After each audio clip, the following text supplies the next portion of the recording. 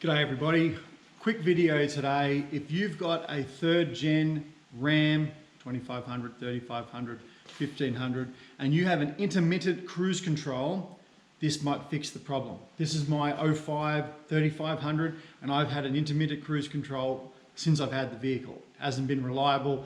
Some days it'll work, some days it won't. Take the steering wheel off, clean the connections, clean all the switch connections, put it all back together again. Oh, that seems to be working. Then it won't work. On again, off again, on again, off again for a extended period of time. It's driven me mad. No rhyme or reason, it seems. And I've tried all the solutions in terms of, I just said, cleaning all my connections. Some people say, oh, just put your foot underneath the pedal and pull your foot up, pull the brake pedal back towards you. That'll fix the problem. Sometimes it fixes the problem, sometimes it doesn't. Other people say, just put your foot, brake really heavily, then take your foot off the brake and accelerate. That'll fix the problem. Sometimes it works, sometimes it doesn't work. Always intermittent.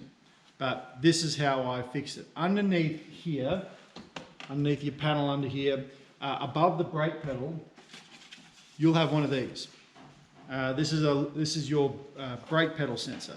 It will illuminate your brake pedals when you put your foot on the brake, and it will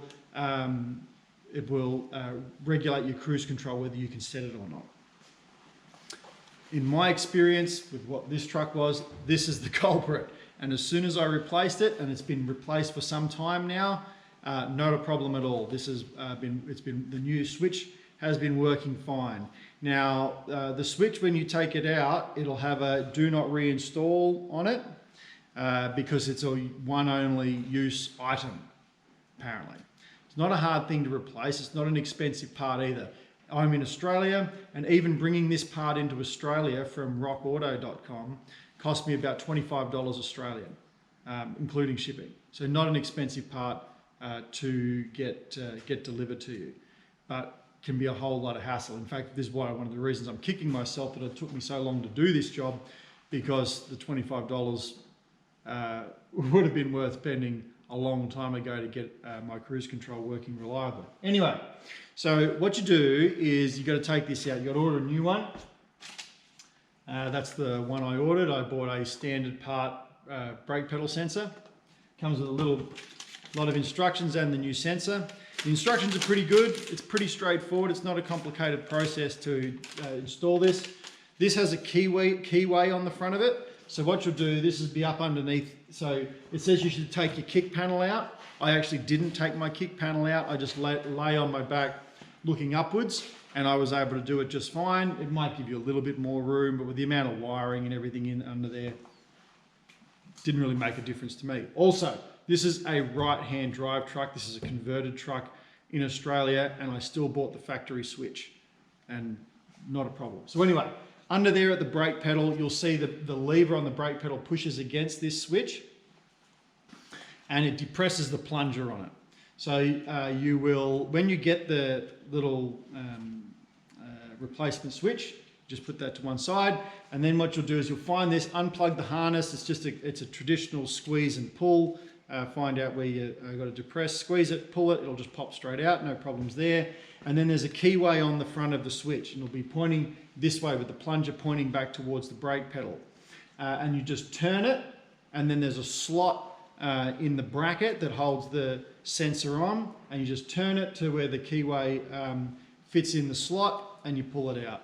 And it'll just pop straight out. You'll turn it, it is under a little bit of pressure to hold it in, you just turn it, it'll pop straight out, no problems at all. Pull that out, and then you get your new switch. Now your new switch, when it comes, it'll have the little black switch there on the back end of the switch body itself. That little switch will be at a 45-degree angle, and you don't adjust that. You can't adjust that if you adjust it before it's time. Again, you can follow these instructions, but also follow these instructions. Don't touch that. Do not touch it. So leave it at the 45-degree angle, depress the brake pedal, and then under the dash, just push this into the keyway and turn it, and it'll lock into place. Pretty straightforward. You'll find the slot for the key, push it in, turn it, it'll lock in place, and then you can release your brake pedal and it'll push back on the plunger. Then reconnect your harness, and then you don't touch the brake pedal. Do not touch the brake pedal. Where the brake pedal is just sitting as it would, with the brake pedal in place, then you just, this switch here, you'll get it and you'll move the switch, it's under the dash like that. But anyway, you'll move the switch so that it's running parallel with your harness, and you'll just click it into place and install. That's really all there is to it. Check your instructions, follow them exactly, which should be just exactly as I've laid out.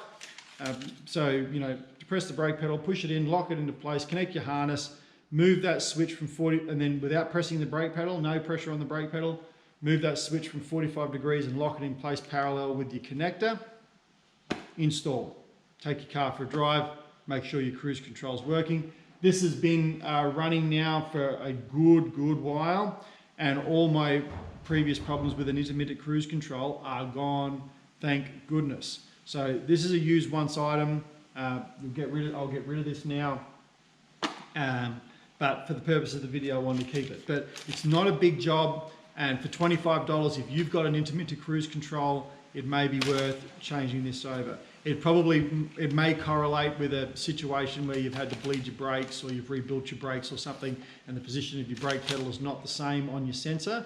So, you know, if you're going to rebuild your brakes or you're going to bleed your brakes, I would do that first, and then I'd change your sensor once your brake system's been serviced. But in any event, if you've got an intermittent cruise control, that's where I would look, particularly because the cost of the part is so cheap, really, and the ease of its installation is very simple. So you've got nothing to lose. You may as well give it a go, really, apart from your $20 and maybe probably 15 minutes of your time.